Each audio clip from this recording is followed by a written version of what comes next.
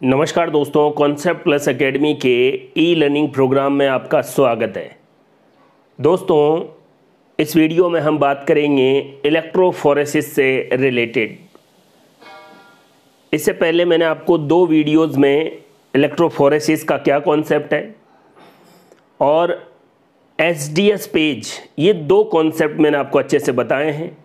इस वीडियो को पढ़ने से पहले आप उन दोनों वीडियो को अच्छे से समझें ताकि इस वीडियो को समझने में आपको किसी भी प्रकार की कोई प्रॉब्लम नहीं हो। इस वीडियो में हम जिस टाइप का स्टडी कर रहे हैं या जिस प्रकार की जेल इलेक्ट्रोफोरेसिस पढ़ रहे हैं उसका नाम है 2D जेल इलेक्ट्रोफोरेसिस। दोस्तों, अगर आप बात करेंगे एगरोस जेल से रिलेटेड जो जेल इलेक्ट्रोफोरेसिस है उसका यूज़ डीएनए को सेपरेट करने के लिए किया जाएगा। उसके बाद पॉलीएक्रिलेमाइड जेल इलेक्ट्रोफोरेसिस के बारे में बात की। प्रोटीन को सेपरेट करने के लिए एसडीएस पेज से रिलेटेड बातें भी हमने अच्छे से कर ली है। अब एसडीएस पेज वाले वीडियो को आप ध्यान से देखेंगे तो एक बात आपको क्लियरिटी के साथ समझ में आएगी कि एसडीएस पेज प्रोटीन को उसके मॉलिक्यूलर मास और शेप के अकॉर्डिंग सेपरेट करता है।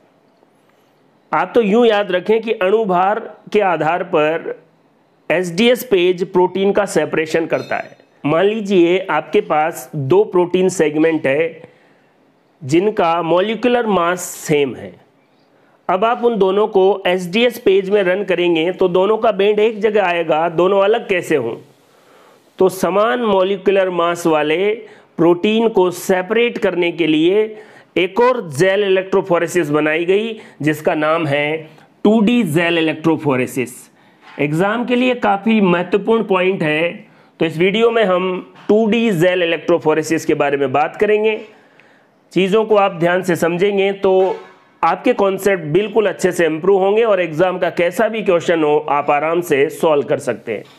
देखिए, 2D जेल इलेक्ट्रोफोरेसिस मैंने साफ साफ लिखा है, अगर सेम साइज के प्रोटीन हो तो एसडीएस पेज में से दोनों प्रोटीन का एक ही बैंड आएगा।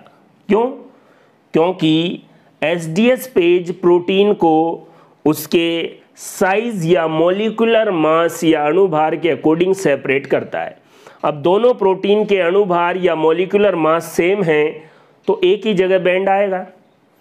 यदि हमें समान साइज के प्रोटीन को भी सेपरेट करना है तो 2D जेल इलेक्ट्रोफोरेसिस का यूज़ करेंगे। तो पहले तो आपको ये पता लग जाना चाहिए कि 2D जेल इलेक्ट्रोफोरेसिस की ज़रूरत क्यों पड़ी। अगर सेम मॉलिक्यूलर मास या सेम साइज के प्रोटीन को आपको सेपरेट करना है तो आपके पास 2D जेल इलेक्ट्रोफोरेसिस होना चाहिए। देखिए, इसमें क्या होगा, एसडीएस पेज से पहले आप आईईएफ करेंगे। आईईएफ प्लस एसडीएस पेज बराबर 2D जेल इलेक्ट्रोफोरेसिस। कहने का मतलब जो एसडीएस पेज आप कर रहे थे उससे पहले एक प्रोसेस आईईएफ वो कर लो और उसके बाद फिर एसडीएस पेज करो। मतलब 2D जेल इलेक्ट्रोफोरेसिस एक टाइप का एसडीएस पेज का मॉडिफिकेशन है। एसडीएस पेज करने से पहले अगर आप आईएएफ करते हैं तो बस यही क्या हो जाएगा, 2D जेल इलेक्ट्रोफोरेसिस। सर, ये आईईएफ क्या है? Iso electric focusing. Iso electric focusing, इसमें क्या होगा, कैसे करेंगे, वो सब हम पढ़ेंगे। तो IEF plus SDS PAGE equals to 2D gel electrophoresis. देखिए, नॉर्मल एसडीएस पेज में प्रोटीन शेप और मास के अकॉर्डिंग सेपरेट होते हैं। यदि दो प्रोटीन जिनके मॉलिक्यूलर मास समान हैं तो उन्हें कैसे सेपरेट करें, इसके लिए 2D जेल इलेक्ट्रोफोरेसिस का यूज किया जाता है। और 2D जेल इलेक्ट्रोफोरेसिस में आईईएफ, आइसो इलेक्ट्रिक फोकसिंग, ये प्रोटीन को चार्ज के अकॉर्डिंग सेपरेट करेगा और फिर उसके बाद एसडीएस पेज करेंगे जो प्रोटीन को मॉलिक्यूलर मास के अकॉर्डिंग सेपरेट करेगा। बात समझ रहे हैं? आपके पास दो ऐसे प्रोटीन है जिनका मॉलिक्यूलर मास या साइज सेम है, आप उनको अलग करना चाहते हैं, तो पहले आप उनको चार्ज के अकॉर्डिंग अलग कर लो, और चार्ज के अकॉर्डिंग अलग करने को ही आइसोइलेक्ट्रिक फॉक्सिंग कह रहे हैं, और उसके बाद मॉलिक्यूलर मास के अकॉर्डिंग अलग कर लो। एक बात आप याद रख लो, कोशिका के अंदर ऐसे प्रोटीन जिनका मॉलिक्यूलर मास भी सेम हो और चार्ज भी सेम हो, ऐसे प्रोटीन बहुत ही रेयर पाए जाएंगे, क्योंकि अगर ऐसे प्रोटीन पाए जाएंगे तो वो 2D जेल इलेक्ट्रोफोरेसिस से भी अलग नहीं हो पाएंगे। बात समझ रहे हैं? इसलिए 2D जेल इलेक्ट्रोफोरेसिस, दो प्रोटीन का साइज या मॉलिक्यूलर मास सेम है, उनको अलग करना है, तो पहले दोनों का चार्ज तो डिफरेंस होगा ही होगा, तो चार्ज के अकॉर्डिंग पहले अलग कर लें, तो दोनों समान साइज के या समान मॉलिक्यूलर मास वाले प्रोटीन चार्ज के अकॉर्डिंग अलग अलग हो जाएंगे, और फिर एसडीएस पेज में रन करवा दीजिए, तो समान साइज या समान मॉलिक्यूलर मास वाले प्रोटीन को भी आप आराम से अलग कर सकते हैं। 2D जेल इलेक्ट्रोफोरेसिस में हम जो बात कर रहे हैं कि समान साइज के या सेम मॉलिक्यूलर मास वाले प्रोटीन को पहले चार्ज के अकॉर्डिंग सेपरेट कर लें, और इसी प्रोसेस को IEF आइसो इलेक्ट्रिक फॉक्सिंग कहा जाता है।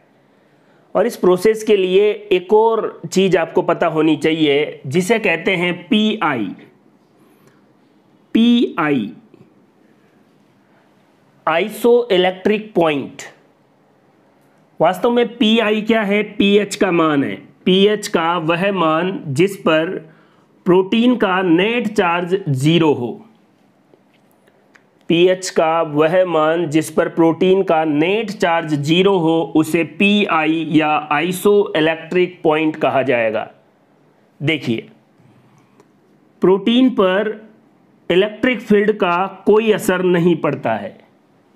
pH का वह मान जिस पर प्रोटीन पर इलेक्ट्रिक फील्ड का कोई असर नहीं पड़ेगा, क्योंकि इलेक्ट्रिक फील्ड में चार्ज गति करते हैं, और किसी प्रोटीन पर नेट चार्ज 0 हो जाएगा तो वो विद्युत क्षेत्र में कहीं भी गति नहीं करेगा। A protein at its isoelectric point will not move in electric field. Isoelectric point पर एक प्रोटीन इलेक्ट्रिक फील्ड या विद्युत क्षेत्र में गति नहीं करेगा, क्योंकि pH का वह मान जिस पर प्रोटीन का नेट चार्ज 0 हो जाता है उसे आइसो इलेक्ट्रिक पॉइंट कहते हैं। pH के इस मान पर अगर आप करंट लगाओगे, विद्युत धारा प्रवाहित करोगे, तो वो प्रोटीन कहीं भी गति नहीं करेगा, क्योंकि वह pH उसके लिए आइसो इलेक्ट्रिक पॉइंट है। बात समझ रहे हैं? तो PI किसका मान है? वास्तव में pH का मान। अब एक बात, किसी प्रोटीन पर नेट चार्ज 0 कब आएगा? प्रोटीन किससे मिलके बना है? अमीनो एसिड से। बहुत सारे अमीनो एसिड के बीच पेप्टाइड बॉन्ड बनता है तो फिर प्रोटीन की चेन बनेगी। और ये जो अमीनो एसिड है इसकी बेसिक स्ट्रक्चर ऐसी होती है, देखिए, ये एमीन कार्बोक्सिलिक एसिड वाला, ये जो भी कार्बन का ग्रुप है एल्किल ग्रुप, और ये हाइड्रोजन, यहाँ पर प्लस और ये माइनस। नेट चार्ज जो है वो 0, इसको कहा जाएगा ज्विटर आयन। और एमिनो एसिड की जो नेचर है वो एम्फोटेरिक होती है, देख लीजिए। अब pH का वह मान जिस पर जो अमीनो अम्ल है वो ज्विटर आयन की कंडीशन में आ जाए, नेट चार्ज 0 हो जाए, और नेट चार्ज 0 हो जाएगा तो फिर वो विद्युत क्षेत्र के प्रभाव में कोई गति नहीं करेंगे। बात समझ में आ रही है? तो PI का कॉन्सेप्ट आपको अच्छे से पता होना चाहिए। PI का कॉन्सेप्ट आपको पता होगा तो IEF आपको आराम से समझ में आएगी। एक सिंपल से डायग्राम के थ्रू मैं आपको बता रहा हूं कि मान लीजिए ये दोनों प्रोटीन है और दोनों की सेम साइज है। अगर SDS पेज में हम इनको रन करते तो दोनों का बैंड एक ही जगह आ जाता। हम चाहते हैं कि ये दोनों प्रोटीन अलग अलग हो, तो इन दोनों प्रोटीन को पहले आइसोइलेक्ट्रिक फोकसिंग द्वारा सेपरेट करेंगे।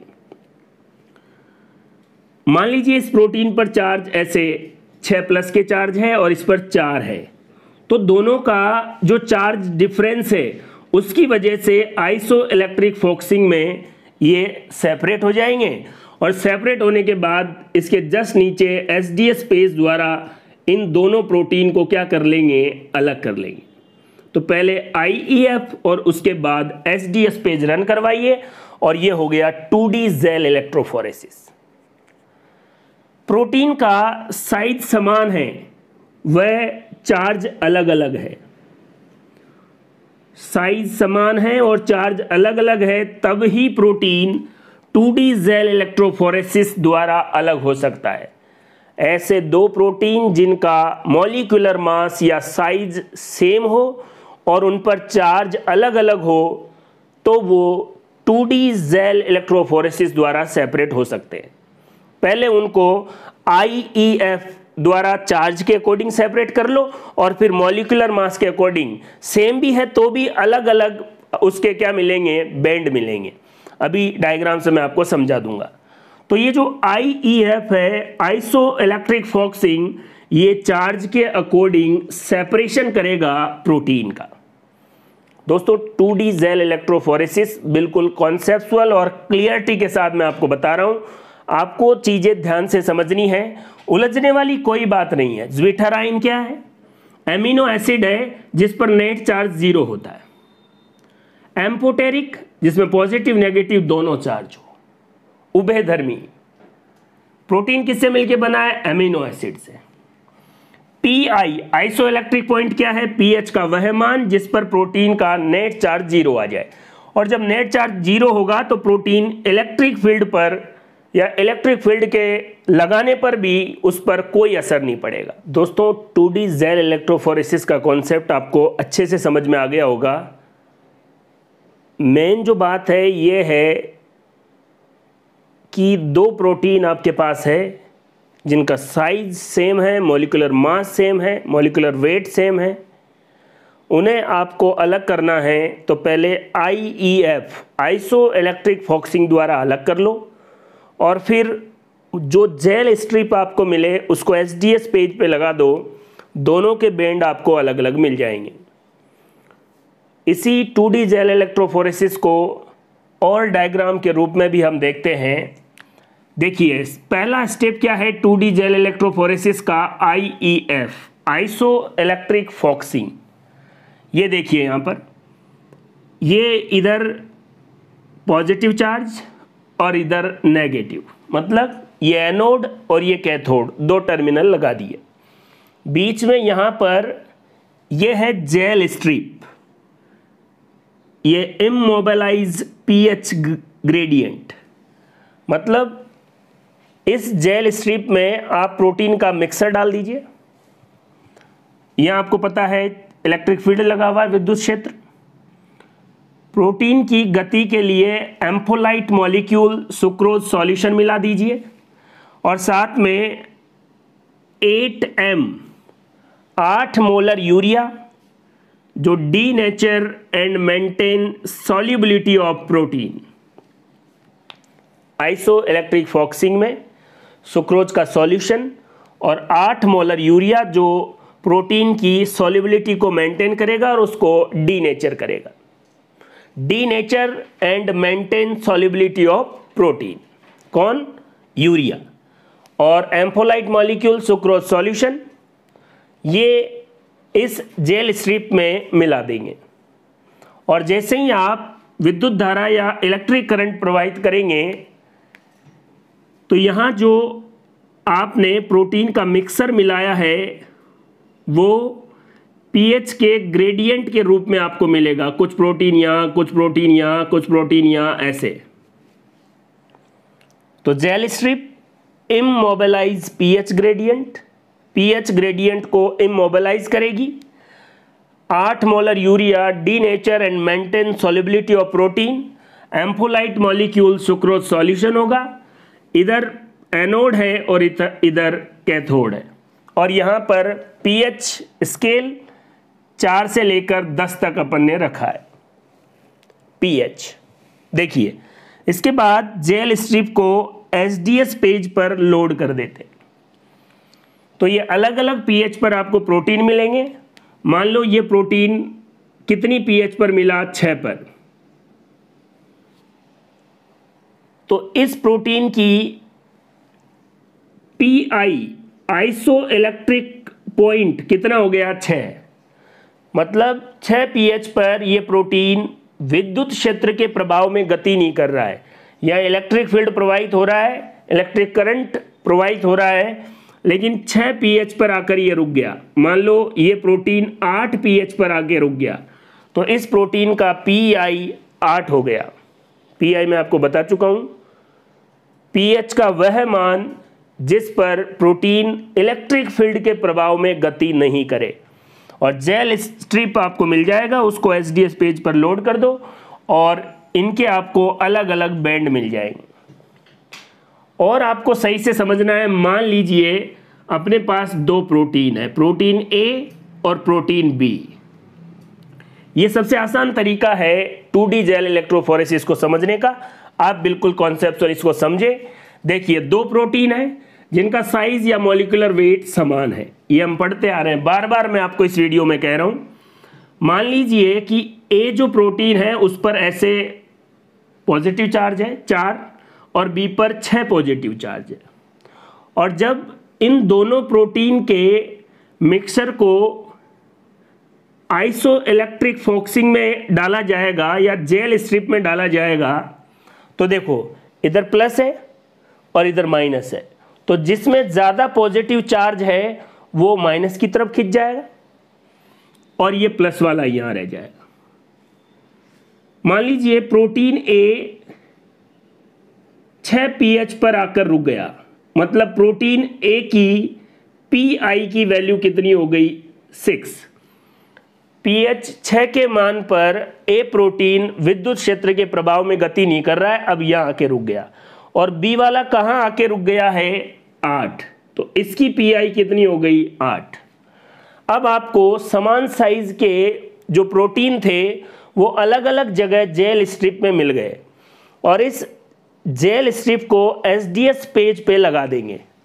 तो ये वाला जो प्रोटीन A है उसका बैंड इस वाले वेल की सिद में और B वाला प्रोटीन यहां जाएगा। और देखिए समान साइज के प्रोटीन के बैंड अलग अलग जगह पर मिल गए, आप इसको बाहर निकाल सकते हैं। ये SDS पेज और ये IEF आइसो इलेक्ट्रिक फोकसिंग के बाद SDS पेज करें, इसी को 2D जेल इलेक्ट्रोफोरेसिस कहते हैं।